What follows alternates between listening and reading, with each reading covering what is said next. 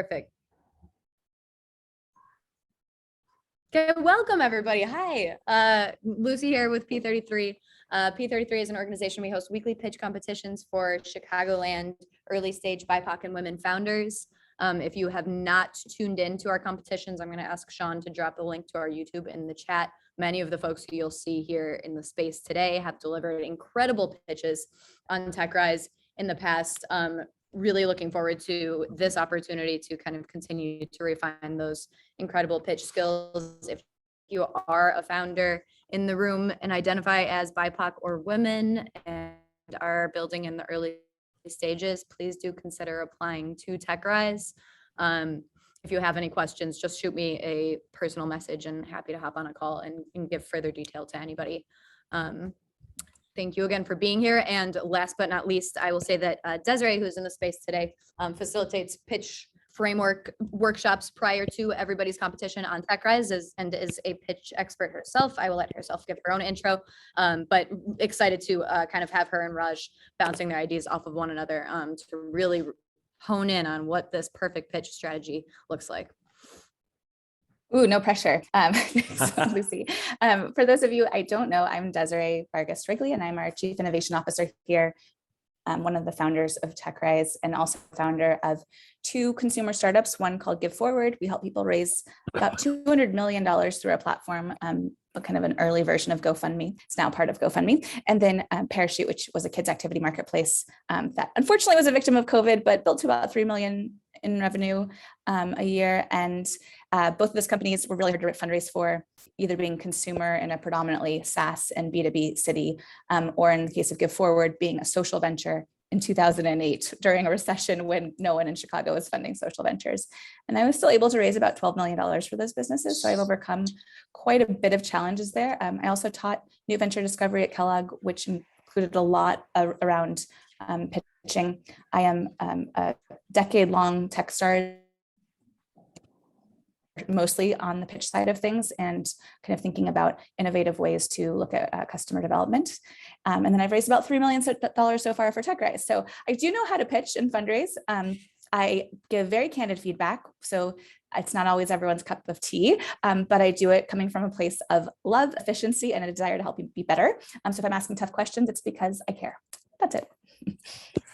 One might say, Desiree, you help light people up because you do it from an LED perspective, love, efficiency, and desire to help them improve. Look at that. Oh, I'm going to have a new personal mantra. Thank you. I don't know if you just made that up on the fly, but I'm really into it. Thank you. I did. Being a part-time rapper helps with that.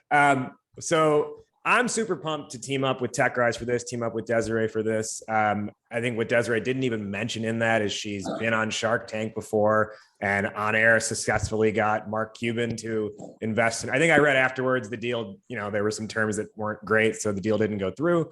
But on air, you successfully convinced Mark Cuban to invest in Parachute, which was awesome.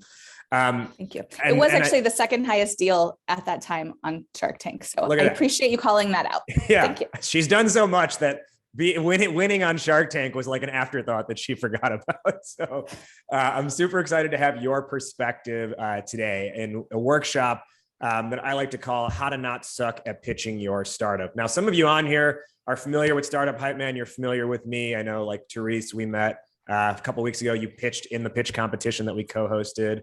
Martin's on here, CEO of Brooklyn Boulders, which Lucy is a member at. And I ran into her there once.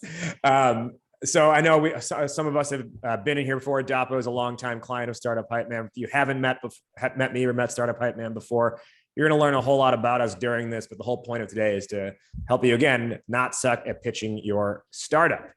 Now, I'll explain a little bit more about my background and everything as we get going, but a couple of just housekeeping items first before we get going. I was telling Lucy this before we invited all of you in. I just moved offices from the 2nd floor to the 5th floor of this building, and the internet does not yet have a 5th floor modem, and it's trying to connect to the 3rd floor internet. So I have, in replacement, done my phone's hotspot. We will see if that works well for an entire hour, but if there's some lags that happen every now and then, Desiree, you can fill in and just ad lib at those points, and I'll ask everyone to just bear with me. As you have already seen, this is being recorded. So we will put it up on the Startup Hypeman and potentially the TechRise YouTube page in the next week afterwards, so you can watch it back. And I know it'll also go up in TechRise's soon to be released Founder Resource Hub as well. What we're going to focus on today primarily is your elevator pitch as a founder. Now, that is because, we're confined to an hour-long workshop. Now, if you weren't already aware, if you haven't taken this before, I do have an extended version of this that runs like 90 minutes that then goes into kind of advanced storytelling methods for building a pitch deck. Now, for time constraints, we're not going to go into that. However, in a follow-up email, what I will send everyone is what I call the director's cut recording of this workshop. It is a pre-recorded edition that covers the stuff we're going to cover live, but then also has an additional 15 minutes or so specifically on building out your pitch deck. And not necessarily like slide 1, do this, slide 2, do that, like the stuff you wouldn't just easily Google, but around like advanced storytelling methods that you can deploy in your pitch deck. So you'll get that in a follow-up email as well as access to the slides too.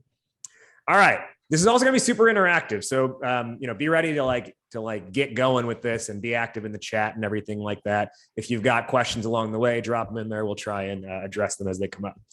Okay. All that said, are we ready to get started? Give me a yes in the chat if so. Yes. Sweet. Okay. Let's start with how to not suck at pitching your startup. Slideshow. There we go. All right. We can see the screen. Yeah. Perfect. Let me, my Zoom box here situated. Okay. This is how to not suck at pitching your startup. What I always like to let everyone know is what's our mission at Startup Hypeman? Why do we do these workshops? Well, you probably heard 9 out of 10 companies fail. Like, this is pretty aligned with TechRise, right? If you are a woman identifying, your minority-owned company, you get a staggeringly low amount of venture funding. I think 8% is on the absolute high end of like one publication ever. And to me, this is ultimately an environment designed for failure. So the mission with Startup Hypeman is to use the power of story to make success inevitable and not the exception. And I like to say we can create a new reality where the 3 inevitables in life are, yes, you will die. Yes, you will pay taxes along the way. But also, yes, your startup will make it. And I think the more we can hone in on what's our story, the better odds we have of making that come true. So all of that said, let's talk about what we're here for today. Now, you may have thought you were tuning into just a pitch workshop, but in reality, you are also tuning into a live interactive game show called Pitch Your Startup. That's right, it's Pitch Your Startup, the only live Zoom interactive game show where a room of entrepreneurs are unknowingly and unwittingly pit in front of their peers, where they have to do none other than, you guessed it, pitch their startup. So what I would like is one lucky contestant from the crowd who will raise their hand, who will do something to indicate that they want to pitch. And we're going to put 60 seconds on the clock, and we'd like you to give us your elevator pitch. Who would like to take up that opportunity?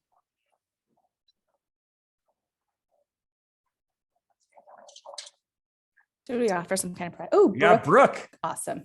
All right, Brooke. So let us know first off, am I going to be your target customer or an investor? And then from there, you're going to pitch Desiree and I'll tell you when to go by starting the clock on my side.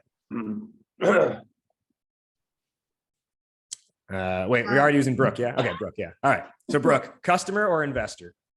Let's go with investor. Okay. I'm putting 60 seconds on the clock and go. Should I share slides? No, just go with elevator pitch.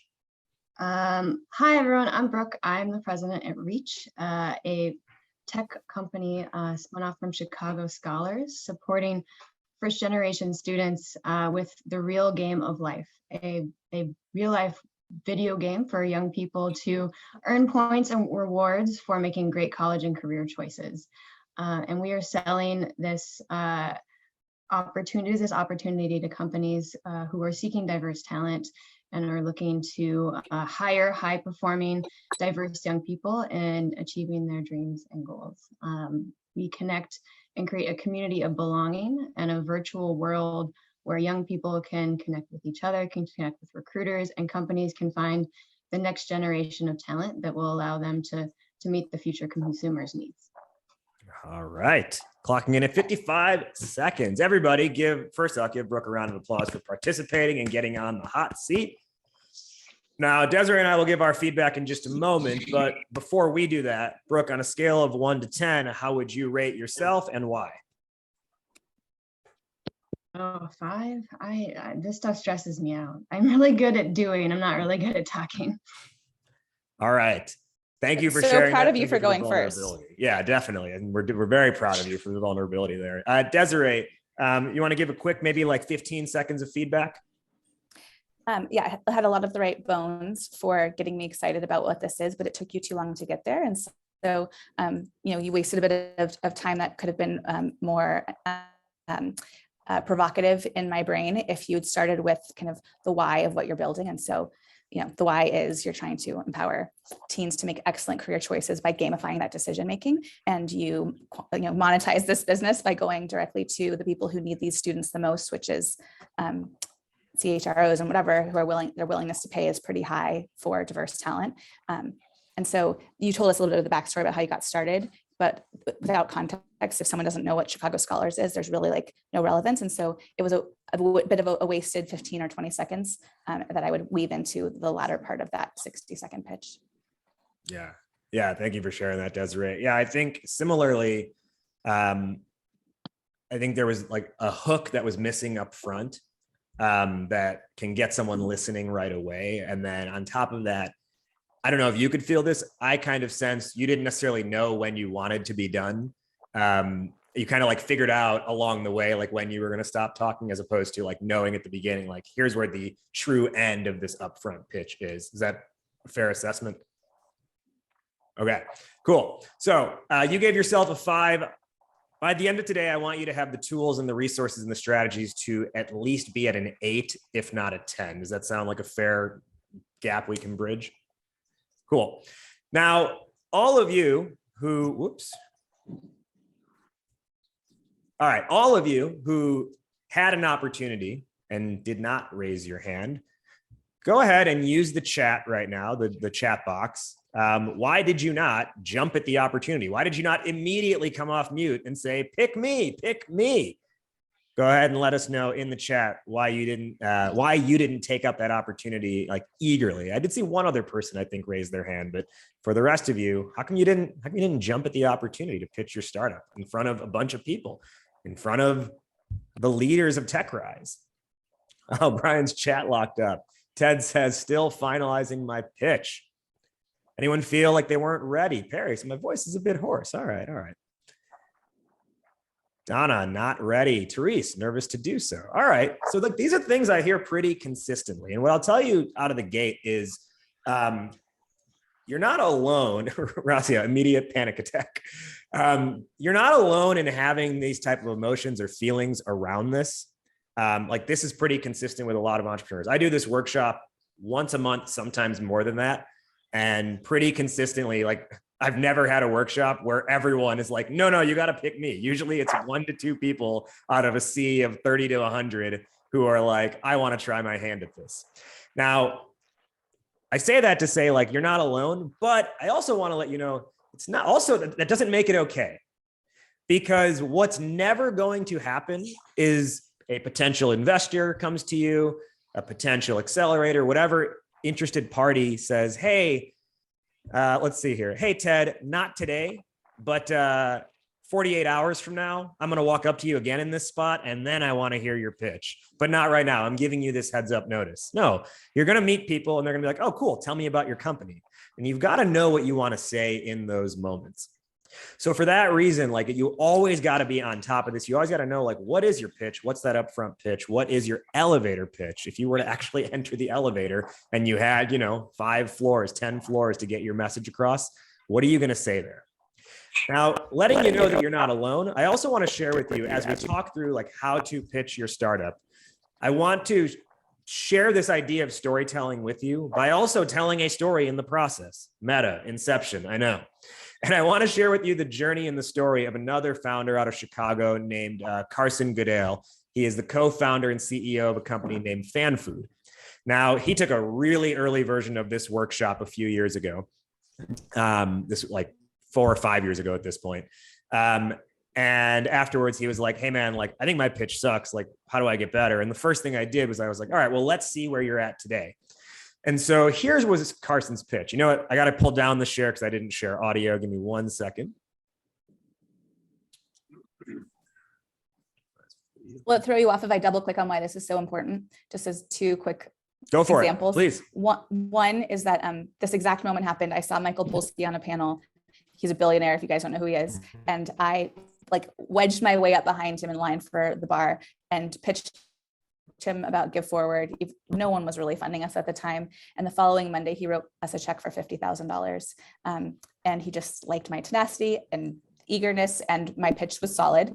And then the very first massive fundraiser that we had on Give Forward, and massive being 32,000 back in the days when crowdfunding didn't exist, happened because in about 30 seconds, I pitched my table on the value proposition that I was trying to bring to a pre-Obamacare kind of healthcare challenge. And they ended up putting up like the fundraiser that ended up getting us into Techstars and like get us additional funding. So this is a critical skill that will turn into actual revenue and capital for you if you really refine it. Wow. That's, I mean, if there's not a better example than that, I don't know if a better example could possibly exist of just knowing what you want to say on the spot and not allowing yourself excuses, right? So let's look at Carson's pitch, right? I was like, all right, let's see where you're at today. He was out of this accelerator called Bunker Labs, which is for military veterans and active duty. And here's what he had to say about his company, FanFood. Not that, he had to say this. Alrighty, FanFood is a mobile concession app that allows fans at live events to order concessions from their phone. They can choose to have it delivered to their seat, or they can pick it up through an express line. The value add for the end user, the fan, is that we're going to maximize the user experience. The value add for the venue is that we're going to increase the revenues and the per caps. Yeah, that's it.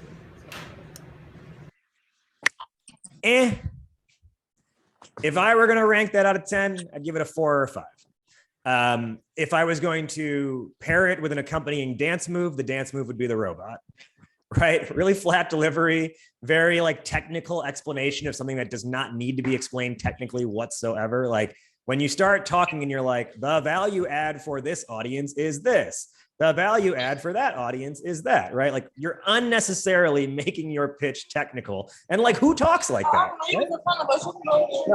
Got some background noise somewhere. Go ahead and mute yourselves if you're not on mute.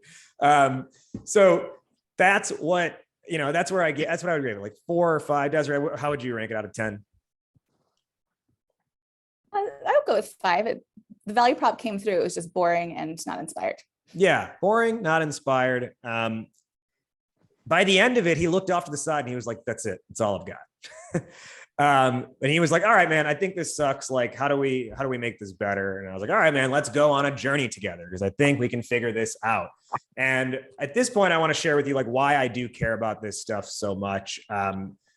My fundamental belief in life is that everyone deserves a voice. That's what drives everything I do personally and professionally. It's why I invest in certain causes that I care about. Everyone deserves a voice. And as an entrepreneur, I think it is your duty to harness and craft your voice. And quite honestly, in a certain way, not so that people see you as the best, but so that they see you as the only. Companies and founders who can position themselves as the only, they shape the market in their image. They don't have to play the feature battle with everyone else in the market. And so this drives the work that I do, this belief. I'm a hip hop artist. I am a yoga instructor in multiple places in Chicago. I'm also a professional ring announcer, an MC. I do a MMA ring announcing, and I've got an event coming up in a couple of weeks, actually. And every now and then, if you turn on the Marquee Sports Network, the home of the Chicago Cubs, you will see me on your screen. And with the current state of the Cubs franchise, I like to say, I'm keeping that network alive. So check it out sometime. And then that's also what fuels the work with Startup Hypeman. But really, I like to look at this through multiple lenses, given the different backgrounds that I have. But what we've been able to do and what we're doing with Startup Hypeman is, again, figuring out with entrepreneurs, with founders, with startups, how do you how do you get your audience to see you not as the best, but as the only? Random stuff. If you've seen TED Talks before, if you like TED Talks, Google my name. I did one like 8-9 years ago at this point on vulnerability, before Brene Brown made vulnerability a cool topic. At least in my knowledge, I didn't know she existed yet. One other thing that I think has just been cool over the years, like we've been able to like just work with a lot of companies across the world at this point. Some of these numbers I think are outdated, but we've had, actually, this is why I love partnering with TechRise today. On 4 different occasions, our companies have actually won TechRise. Cyberpopup has won a couple times. Science on Call. Dapo is on here with Rumi. He's won TechRise in the past. And that's why I love talking about this stuff. So as it comes to thinking about your pitch and coming back to Carson and FanFood, I was like, all right, man, well, let's really figure out how we're going to attack this. And the first thing we wanted to start with was mindset. And to get there, it's important to understand like why your pitch is so important in the first place, because I can say it's important. Maybe you don't want to take my merit. Desiree can say it's important. She's got way more merit than I do. So believe her. If you don't want to believe either of us, this is someone whose opinion I think you should take seriously. His name is coincidentally also Raj. His name is Raj Bhargava. He is the co-author of a book called The Startup Playbook. I highly recommend everyone go out and read it. It is on the bookshelf over here that you cannot see, but it's called The Startup Playbook. It's like an A to Z manual of building a startup. And what I think is hilarious too is like chapter 14 is raising capital. And if you go to that chapter, the first words are, I bet you flip to this page first. If you did, go back and read the first 13 chapters before you get here. So go ahead and check out that book. He also has, he co-started Techstars originally many years ago. I like to joke he's the Tom Brady of entrepreneurship because he started like 7 or 8 companies and had 4 or 5 IPOs, 2 or 3 acquisitions. He's currently on the board of his 7th and running his 8th, which is Jump Cloud, which now has billboards throughout Chicago. I had him on my podcast a few years back. I didn't tee him up. I just said, hey, what's an area startups need to slow down on so that way they can get more progress faster? And he said, hey, I think messaging is one of the most important things startups can focus on, and it gets glossed over all the time. Most companies fail at it, and that's actually probably why a lot of them actually fail overall. If you don't want to take his word for it, take Sean Amirati's word for it, who is a professor of entrepreneurship at Carnegie Mellon and author of the book, The Science of Growth. And he told me how you end up like a WordPress or a YouTube is you have your foundational elevator pitch extremely tight. It is the core building block upon which you can build all the different communications important for your business. That's another book I highly recommend you read or get the audio book, Science of Growth. What him and his research team at Carnegie Mellon did was they studied similar companies in identical markets at essentially identical timelines and looked at what were the elements that drove one company to scale and the other one to stall out. So like we know YouTube, but there was another company around the same time of YouTube's inception called Rever. No one knows what Rever is, but we all know what YouTube is. He looks at Tesla and then another competitor, Fisker. Tesla's a household name today. Fisker no longer exists. Right. So it's a fantastic read on what are the different elements that go into, like all things equal, essentially. You could come up with the exact same idea as someone else. What are the things that make you succeed versus someone else not? And then if you don't want to take his word for it, take Kayla Weisberg. She's a Chicago area investor. And she simply was just like, yo, story is everything. Without it, we cannot invest. So with all of this said, can we all agree that messaging, that your pitch is important? If you agree that it is important, put the capital letter I in the chat to let us know that you also believe that this stuff is important. All right. Eyes all around. Perfect. So we know it's important, right? We know this is something that we're going for. And at the end of the day, like, what do we all care about, right? Money, right? That's what we're going after as founders. We're trying to raise capital. We're trying to generate revenue. But also money can mean other things, right? It can mean creating economic impact with your work. It can mean creating jobs in the local economy, right? These are all the things we're going after as founders and entrepreneurs. It's also what Carson and FanFood were going after, right? They had a couple beta users. They were trying to build out the product further and scale up and raise capital along the way. Now we know this is the goal, or we know this is the end game, And we know that pitching is important, yet at the same time, there's this crazy delta of trying to get there. And for all of you who did not raise your hand eagerly at the beginning when you had the pitch opportunity, perhaps it's because you felt a little bit like this. I guarantee there's going to be some ad that rolls first before it actually plays. The dog. Oh, good. The dog. You put the food in the thing, and then the dog sees it, and food's it's dangling. Dog looks at dang, tail wag, dog wagging the tail, whatever dog's name is. Dog's name is Claire. Claire, come in. Claire sees dog food, pick, Facebook, like. Sizzle, strategy, sex, something. This is the worst pitch I have ever seen. Right? Maybe you felt like a little bit like that, right? Like your tongue was swelling in your throat, like you didn't necessarily know what you want to say. A great scene from the movie or from the show New Girl. So why does that happen? Well, ultimately, in 6 years of doing this now, like I think I've talked to over 1,000 founders at this point, if not more than that. And there are 3 reasons that have come up above all else that I like to call the messaging treadmill. Why? Because we all know this stuff is important. There's this gap in trying to get there. And it feels like when we work on it, every step forward is one step backward. And in these conversations, these are the top 3 reasons, not in any particular order, that have come up for why this seems so difficult to figure out. Reason A, or reason 1, is being too in the weeds. Reason 2, being too technical. Reason 3, being too caught up in the day-to-day of running your business, right? So 2 in the weeds, right? You're so close to it, it's really hard to think about what is it like for someone who has fresh eyes, who's never heard of this before. Being too technical. Maybe you are the builder of the product. You know code, but maybe you haven't thought about how to communicate that.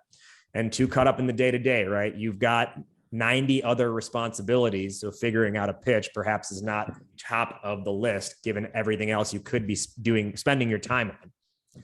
And then on top of that, there's this inconvenient bow that ties around this present that is called it's entrepreneurship. And there's this daily mental crisis of being a founder where it's like, you wake up at 6:30 a.m., you check your email, and it's like, oh, there's a bug in the software. You're like, crap, we're screwed. What are we going to do? Oh, I can't, what's happening?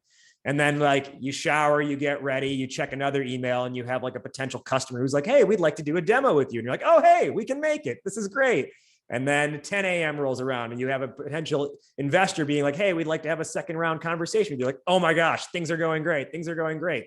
11 a.m. One of your beta users is like, this is terrible. I'm never using this again. And I'm telling all my friends how bad this is. And you're like, oh no, we're doomed. 1 p.m. You have a team member who's like, hey, I'm not doing the work I said I was going to do because of reasons X, Y, and Z. And then at this point, you're like, why didn't I just listen to my family and stay in that 9-to-5 job that paid so well? Right. And then by 3 p.m., you get a good email. 4 p.m., something bad happens. 5, 6 p.m., you close up shop for the day. And somehow you get up and do it again the next day. Right. I feel like as founders, the emotions we experience in a single day, it sometimes takes people an entire week or month or year to experience what a founder goes through in a single day. And that can make it really hard to figure out what your pitch should be. Now, I'm just curious in the chat, go ahead and throw in there with either number 1, 2, or 3, or a combination. What do you feel represents your situation? And Desiree, I'm curious, when you were first getting started out with your first company, did you face any of this? Sorry, you're asking me? Yeah. Yes. No, of course. I mean, I think the pitch, you feel like there's so much pressure on it. And so it gets put last because you don't want to mess it up. And it's a critical piece. And it's like, what you and your co-founders need to be saying consistently. And so it becomes this like bloated thing in your mind that is much scarier than it needs to be. It's this mountain that you feel, especially if you don't have design skills. There was no Canva back then, so it was especially hard. Yeah. And then also, I mean, we went through Techstars 2 years into the business, and in Techstars you spend 30 days working on your pitch. And number of times I pitched Sam Yegan where he told me my pitch was shit, and I ended up crying was like 28 out of the 30 days that I pitched. Okay, yeah, I mean, you've lived this firsthand, right? A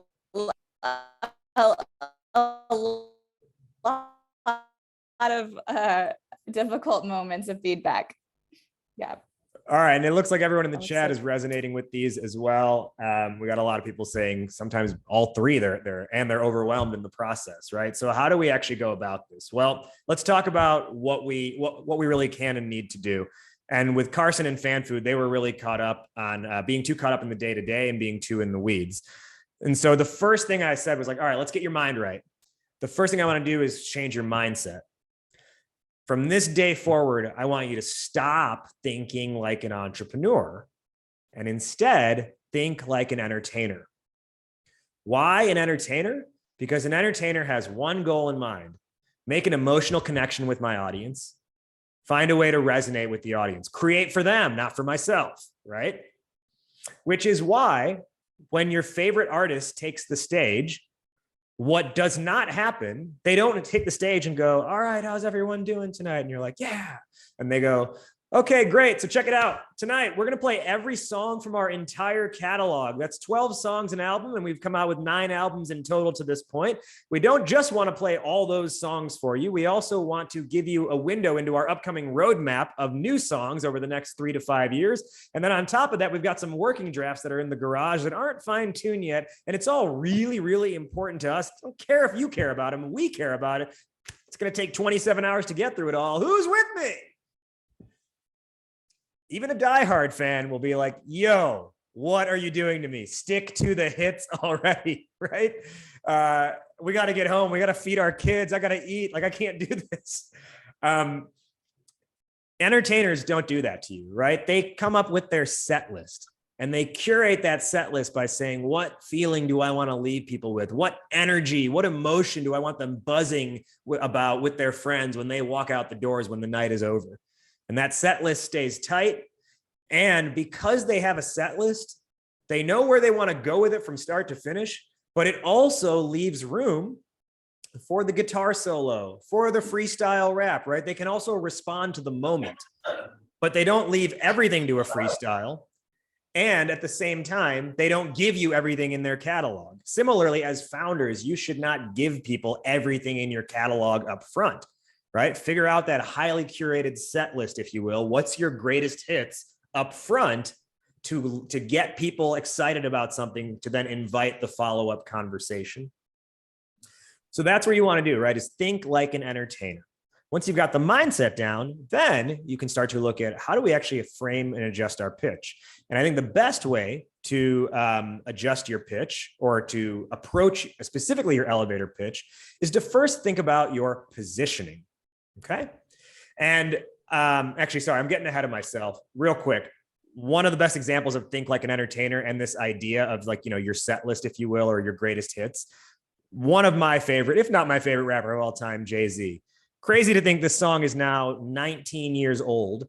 But in 2003, he had a song called Moment of Clarity, where he compared himself and his success to other popular but lesser well-known and more underground rappers of the time by the names of Common or Common Sense, a Chicago guy, and Talib Kweli. Now, Common's done a little bit more with his career. Talib I love, but has forever remained an underground act, if you will.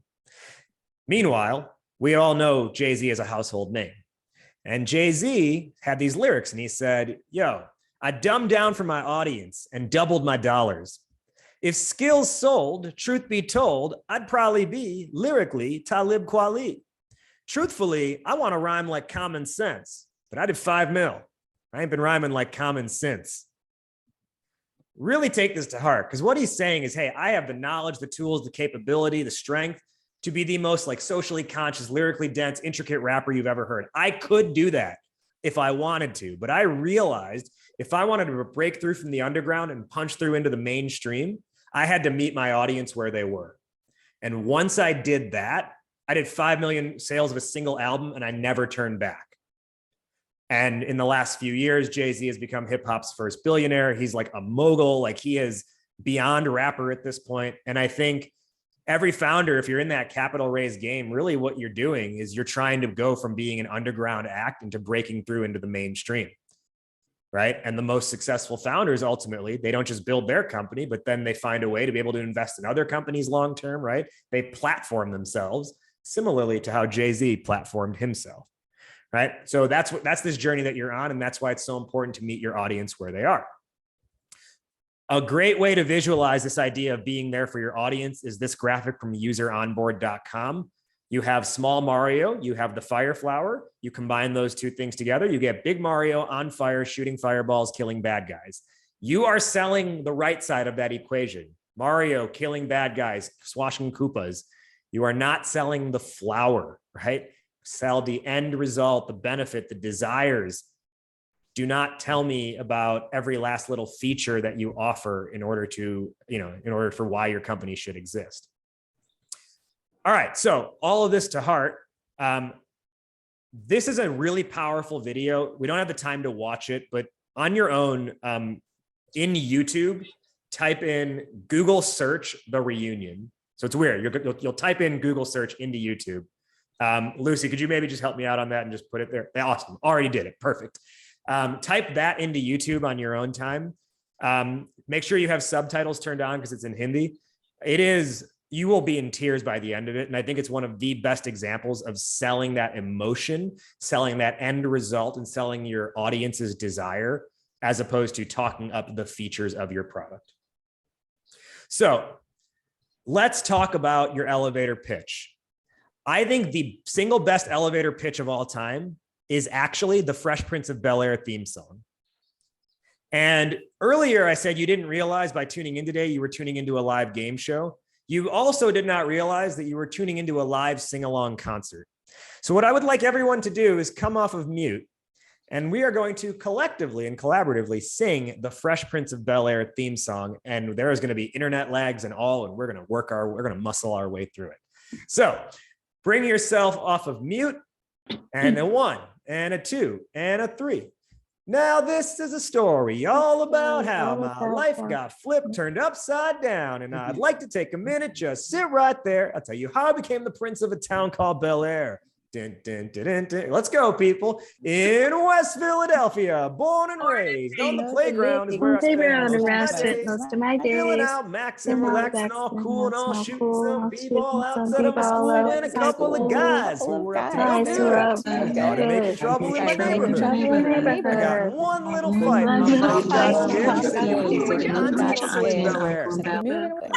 All right, let's end it there. Round of applause, everybody. Thank you for those of you who participated. Okay, so here's the deal. You can put yourselves back on mute. Why do that? I mean, it's fun, right? But that's his elevator pitch for the show. Really think about the lyrics there and why it's so memorable. He's saying, hey, I had this really rough upbringing in Philadelphia, and there was a good chance if I stayed there, I was going to get involved in a lot of bad stuff.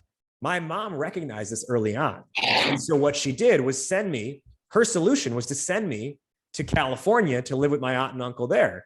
So that way I would be surrounded by the right education system, have access to the right resources, and have the right family structure so that I could fulfill my potential and grow into the man that she knew I was capable of becoming. That's the premise for the show. And that allows every episode to make sense. If you had never heard the introduction and you watched an episode, you'd spend the entire episode trying to put the pieces of the puzzle together to figure out what's the plot here. But because you have that elevator pitch, whether it's episode 1 or episode 101, you can step in and have a baseline idea of what's going on here. Similarly, your elevator pitch should be that introductory song for people. It should give people enough to know what's the general plot, so that way they can take in, your full-length episode or your full-length movie, which might be your pitch deck, which might be the deeper interaction. Also notice with this, they didn't get to episode 50 or season 5 and be like, all right, people get it now. We're done doing the song. We don't need to do it anymore. No, every episode has this song. Why? Because it may be your 100th episode that you've watched, but they know it's always someone else's first time stepping into this. And so they need to make sure they're always giving their best, because it's going to be someone's first experience every single time.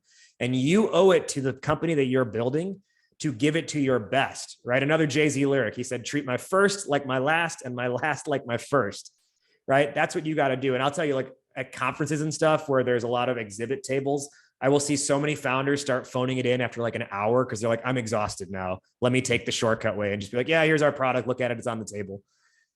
But all those people are seeing you for the first time. You've got to give them, like, you've got to act like it's the first time you've ever done it and it's the last time you're ever going to do it, right? Carry that energy. The other way you can think about this is your elevator pitch is your movie trailer. And then like your pitch deck is the movie. We don't see movies if the trailer is bad, right? We don't be like, oh, that movie looks terrible. Can't wait to see it, unless you're like ironically watching it. Or unless it has The Rock in it, right? And you're like, hey, it's The Rock. He's awesome. I'm going to go see it regardless.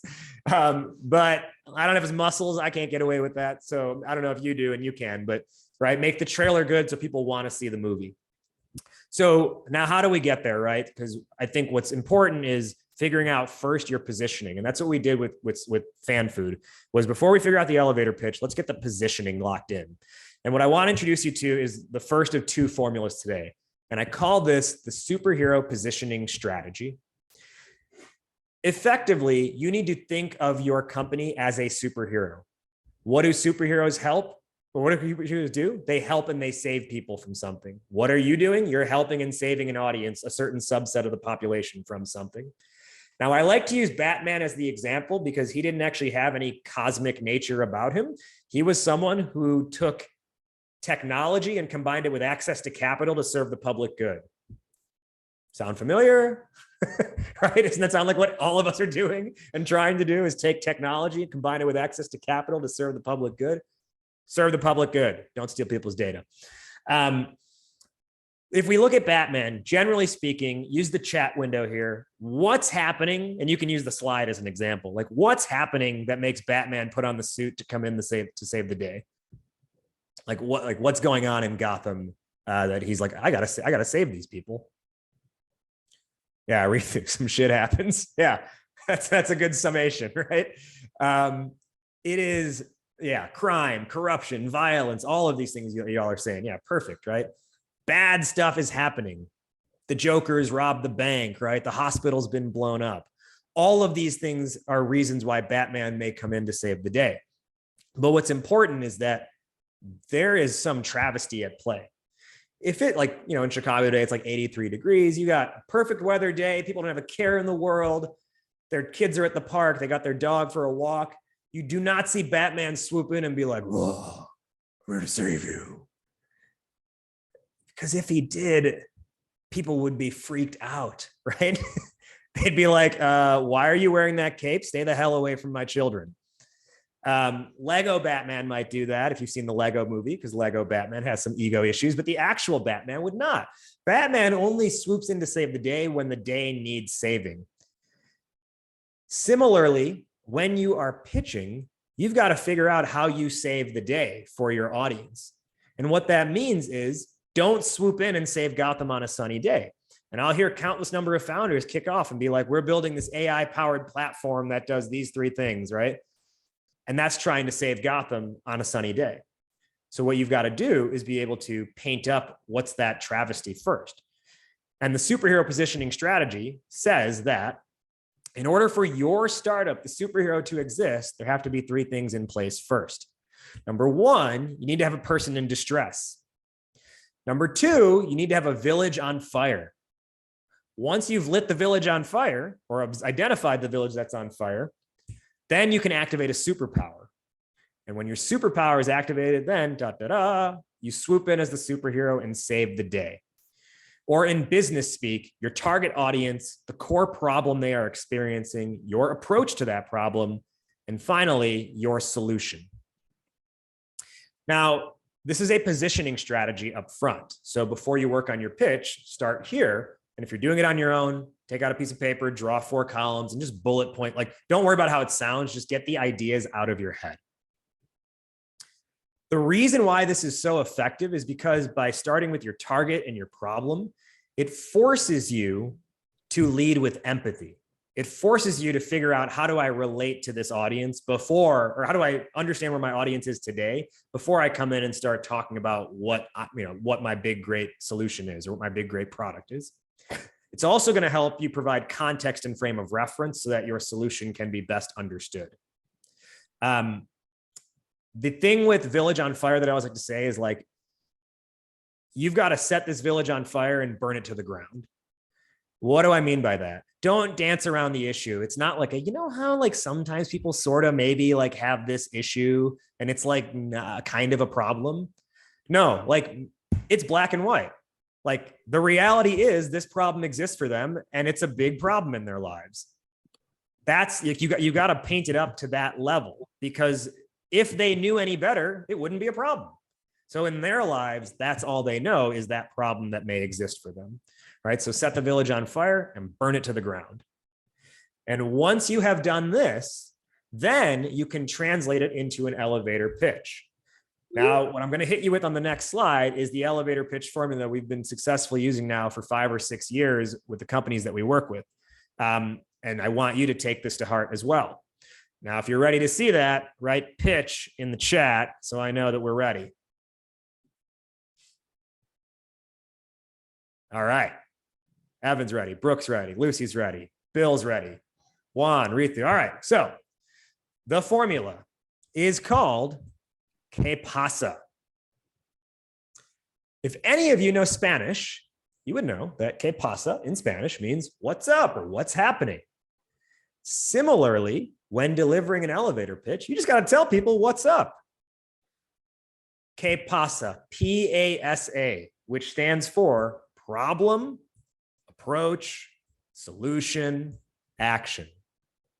Problem, approach, solution, action. Problem, approach, solution, action. Problem, approach, solution, action. Okay? PASA, ¿Qué pasa? The magic behind this, the beauty behind this, again, by starting up front with that problem, you are putting yourself on the audience's side first. You are leading with empathy.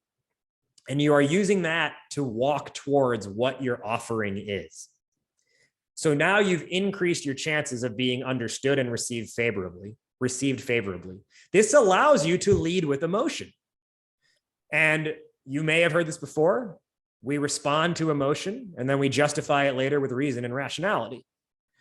So now what you're doing is you're finding the right hook. So like, Brooke, no, I didn't mean to rhyme it there, but Brooke, one of the things we talked about was like, what's that upfront hook to get people to want to listen? Open with that problem to get people to like, be like, here's where we're at today, and then walk towards your solution. It makes your solution even more easily understood.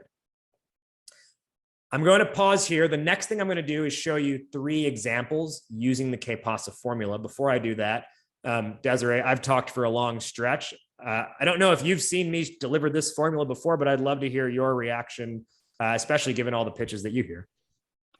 Yeah, no, and I completely agree with everything that you've said. And I love the way you've created visual metaphors for this story arc that are different from the way that we kind of position it when we do our pitch framework session. So love it. If you had to equate this to what we talk about for TechRise founders, this first part is contextualizing the problem. So helping people identify where you're taking them out of whatever they're thinking about before and putting them into the universe that you want them to pay attention to. And then defining the problem is kind of like in that step 2, which is kind of, now that you're in this universe, what specific problem are you going to go after? Your approach is what you do, and then the solution, I think, is kind of how it works. And so it is very much in line with the framework that we agreed to, and it's just kind of using the right parts in the right order for a more condensed time period. So 100% agree. But awesome. Raj, I want to put you on the spot for a second. Yeah. As your 4th example, if you don't already have this in here, yeah. Will you do your elevator pitch for Hypeman? For sure. We talk to founders every day who flat out tell us, hey, we suck at telling our story. And the fact that they suck at telling their story is the delta between where they are today and where they're trying to go with respect to their fundraising or customer acquisition goals. Our job is to help them not suck at that one key skill of telling their story. And so we do that by connecting their pitch with their goals to get their audience to see them not as the best, but as the only. So that way they can raise money, acquire customers, and create a new category. Learn more at startuphypeman.com. All right, guys, put your scores in the chat. Let's see what you're getting. Lay it on me. Great Lay it job. on Good me. job. Thanks for playing along. So, and thank you for that. I love being put on the spot with that. So, the big thing that people have questions on is what's the difference between approach and solution? The way we look at it is approach is like your ultimate brand promise. Okay. Your ultimate brand promise. And then the solution is going to be like the explanation of that. So approach kind of lives above product level, and solution is going to be like, okay, so here's how that product works and why you would care, meaning like results, right? And again, deliver results here, not a list of all the features of things you can do. Let me show you 3 examples now. We've got a lot to cover here in the next like 8 minutes. All right. And I believe every example I'll show you is of a Chicago-based founder. Yeah. So first off, let's look at Cyberpopup, right? And I mentioned earlier, they are a TechRise alum. So they had not started pitching yet when they took this workshop actually, and then we started working together afterwards. Christine is her name. She's the founder of the company, and she knew she wanted to start getting this in front of people who had capital, who could help her company. And she was like, and I think, pitch competitions are going to be a great way of getting there. So again, we started with, well, what's that elevator pitch? Starting with the problem, which was, sorry, my Zoom box is getting in the way of the slide. Your server was hacked. You failed an audit. Your latest software update is vulnerable. Cybersecurity is serious business. It's also highly specialized. So why would you find an expert from the same place that your marketing team gets their freelance graphic designers? Meanwhile, traditional consulting firms take you through a sales process that lasts months, but you needed someone for the job like yesterday. Approach. Get vetted specialists in a fraction of the time at a time when you need it most with Cyberpopup. Solution. Submit your project and get started as early as the same day. We manage the team and verify all your requirements are met, so you get the highest quality delivery without the headaches. Cybersecurity isn't a matter of if, but when. So when it hits the fan, go to cyberpopup.com. Capital C in the chat if you have a good introductory understanding of Cyberpopup and how they may be of value to their target audience. Awesome. Tons of C's. Y'all see them. Yeah, right?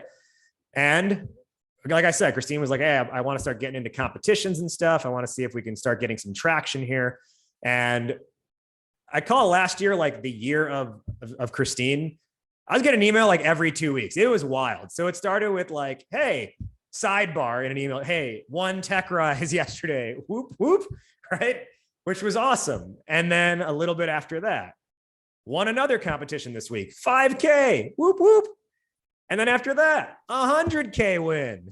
And then after that, she won the 100K from TechRise, right? And then literally the next weekend, she won another 100K. So in a matter of a year, I think in total, she raised $260,000, and all but like 8 or 10K of that was equity free, right? So she was able to put herself on the map, gather a lot of attention, fund her company along the way. And then also that led to the on-ramp to investor discussions. And she is, she's on the path towards getting equity funding as well. So big ups to Christine for being able to take this. And again, right, KPASA is not just that elevator pitch, but it is a fantastic foundation for your entire pitch deck and your overall communication strategy. Next up, let me hit you with Honest Game, pair of female founders out of Chicago. They actually were also in this workshop, right? And afterwards they were like, hey, we don't even know if we want to raise capital. We just know that Kim and Joyce were their names. Kim was like, Joyce and I say something different every single time. We're never on the same page with this. And we know we both say something different and we always are confusing people. So we got to at least have this right and straight for ourselves. But also we know if we do want to raise capital, we know it's got to be like the right partner for us who can be a strategic partner, not just a check. And we want to make sure we're putting the best story forward so that way we can get a strategic partner. And so, like I've mentioned before, the elevator pitch and that KPASA formula has multiple sort of use cases. So they actually were able to take their elevator pitch and convert it into a video. So let me show you what that video is now. The only thing I want to clarify on this is the captions are auto-generated, and like 5 seconds in, the auto caption is like totally off. It's supposed to say compete. It says like schools compete, but it says schools can pee, which is totally the wrong thing. So just know that when you see the words can pee, it's supposed to say compete. Let's see here.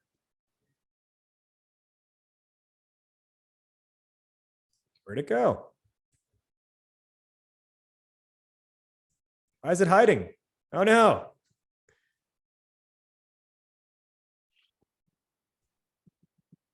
Let's see here. There's a URL on this, I think. Huh.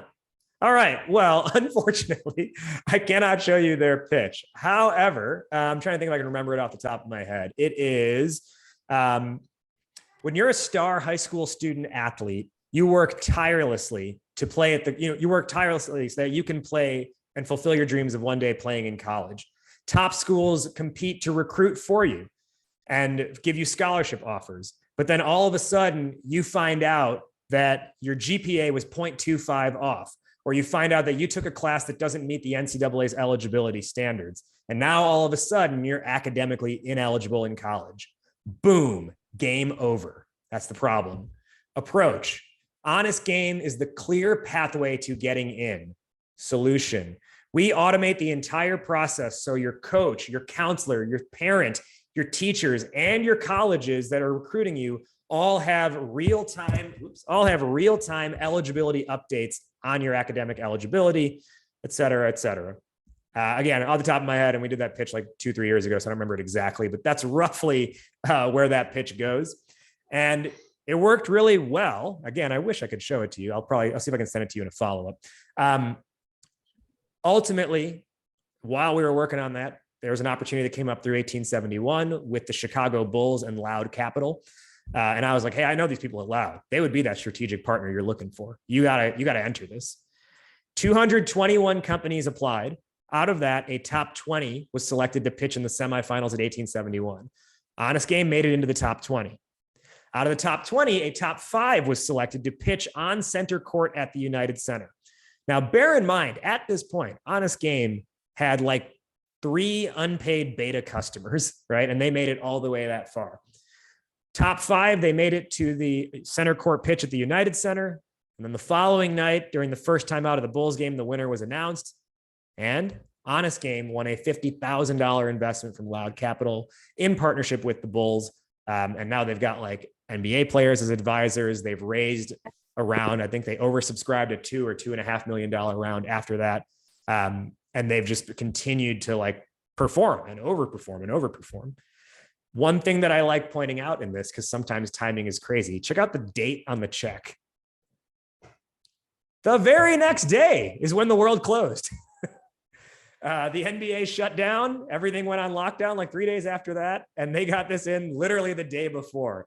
I always wonder if that finals were going to have been like on March 12th, would the whole thing have gone away? But it was awesome they were able to do this, and big ups to them. And then what about Carson and FanFood? All right, last example I'll show you here. You saw what the pitch was at the beginning. Well, here's what we converted it into following the K-Pasa formula. As a diehard sports fan, there's nothing more frustrating than going to your favorite team's game and missing the big play because you were stuck waiting in line for a hot dog and beer. FanFood keeps you in the moment. Use our mobile ordering app and get your concession food delivered directly to your seat so you never miss a big play again. Download FanFood in the App Store today. Capital letter F if you understand FanFood's value proposition to their audience. Right, I saw Rithu's face. You were like, wow, right? It just makes so much sense. You strip out the technical language. No need to say the value proposition for this audience is this, right? You make it sound like a human would talk. And this has worked so well that Carson, the founder, has had instances where he's given this, and I've been there. Someone stopped him mid-sentence to tell him the exact game they were at and the exact play they missed. One time someone was like, wait, no, stop, that was me. the Odell Beckham catch, the greatest catch in NFL history. I paid like $1,000 for my end zone seat, and I watched it on the damn TV screen above the concession stand because I was waiting for like 45 minutes for my beer, right? Like that resonates with the audience. And that's how you can resonate with your audience. So this, again, you start here and then it influences your pitch deck. And so what is the effect of great storytelling? Well, with Carson and FanFood, real quick, I'll just show you like how he was able to change. You saw the flat delivery before. Look at the swagger, if you will, or I guess drip is the new word. Look at the drip on Carson as he delivers this pitch.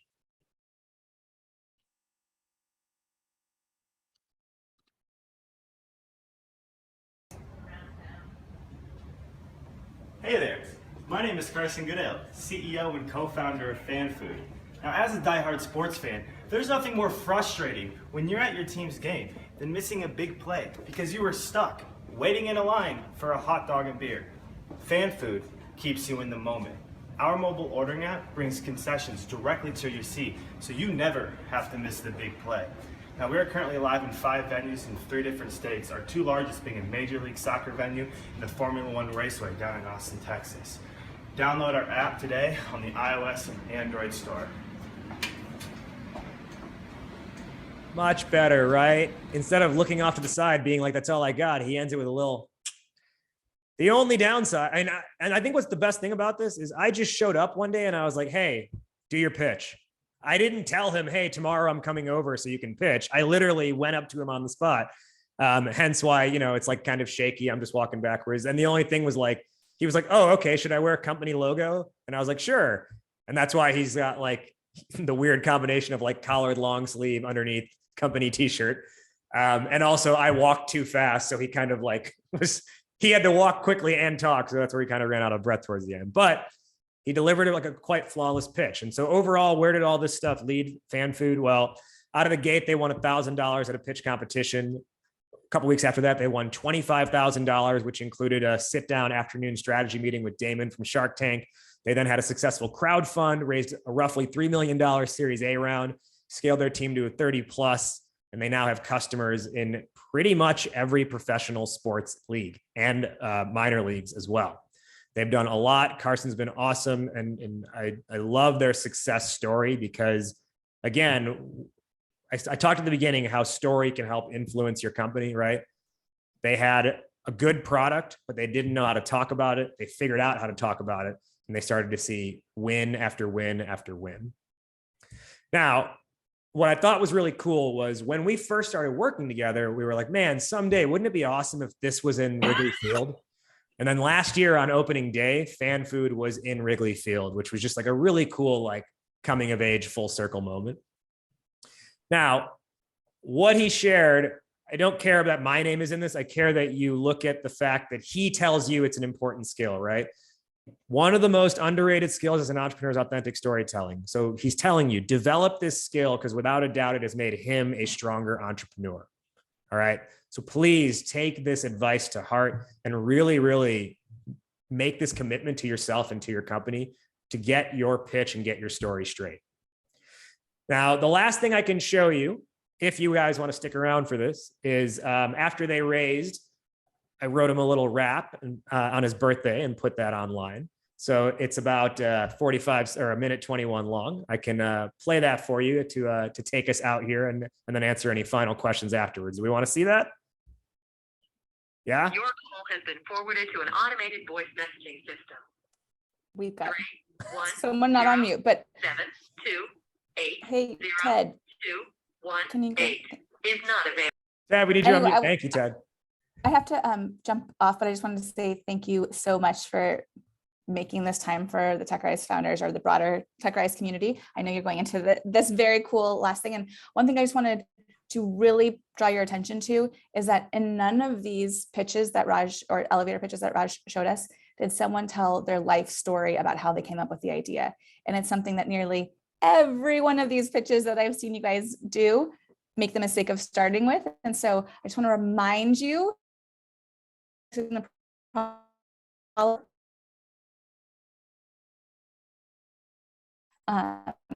and it's the Village on Fun, and I'll have to watch your awesome rap later. Thank you, Desiree. Sorry, I went a couple minutes over time here, but thank you so much for your insight along the way. And I really have enjoyed doing this with you. All right, for everyone else who is remaining, please send Desiree a note afterwards, thanking her for her time today as well. Let me give you this quick video, and then I'm happy to stick around for another 5-ish minutes and answer any questions that you might have.